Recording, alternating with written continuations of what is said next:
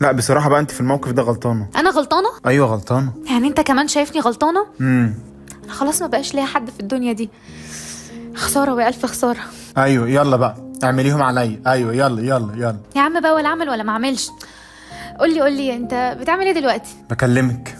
بقول لك ايه، ما تيجي نتكلم واتساب؟ والله قول بقى انك رايح عشان تكلمها. يا بنت اتكلم مين؟ هو انا طايقك اساسا عشان اطيق غيرك؟ طب ما احنا بنتكلم اهو. ما هو انا ايدي وجعتني من مسكه الموبايل اللي بقالها ساعتين ديت، والموبايل سخن على ودني الاتنين. فايه رايك يعني لو نتكلم واتساب مثلا؟ والله سخن. خلاص ما بقتش مستحملني ال5 دقايق اللي بتكلمني فيهم. 5 دقايق ايه يا بنتي؟ احنا بقالنا ساعتين بنتكلم اساسا. انا خلاص ما بقاش ليا حد في الدنيا. والله العظيم 3 كلمه كمان وهقفل السكه في وشك. طب يعني ممكن نفتح موضوع دلوقتي.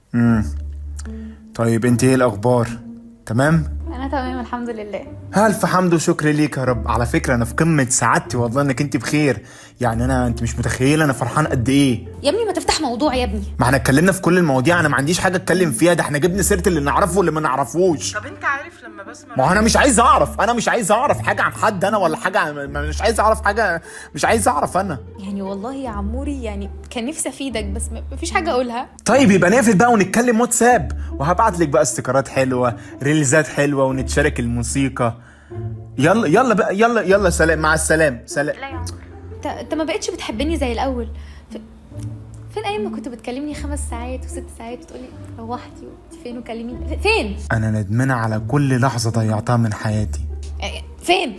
لا من غيرك يا حبيبتي طبعا، وانا اقدر استغنى عنك.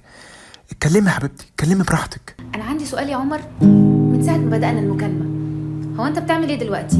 ما انا ماسك الحديده وكلمه كمان وربنا وهكسرها. وليه العصبيه بس يا حبيبي؟ اهدى كده، يعني خساره الدنيا غليت. تصدق عندك حق، هو خساره فعلا، وخساره الوقت اللي بيضيع ده كمان. انا بصراحه بقى مش عارفه انت بتعصب ليه. يا ست انا مش متعصب ولا حاجه، انا عايزك تتكلمي براحتك.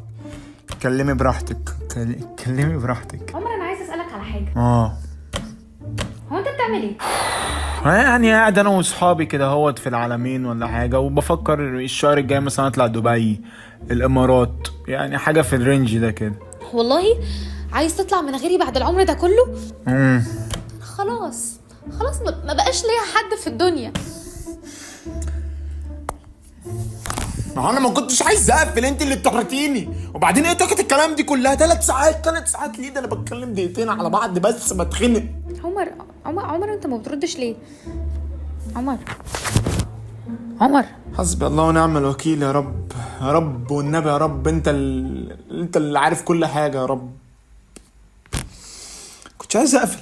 يعني ليه بتضطريني اعمل كده؟ يعني حاسه اللي برها ان هو اتضايق. رجاله نكد.